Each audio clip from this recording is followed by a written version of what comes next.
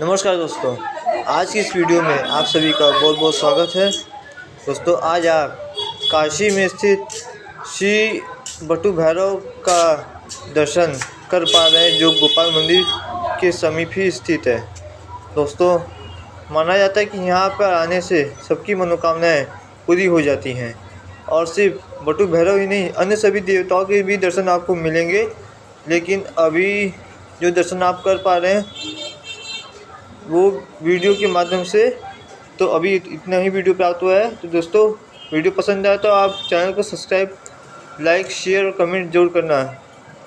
मिलते हैं अगली वीडियो में। धन्यवाद।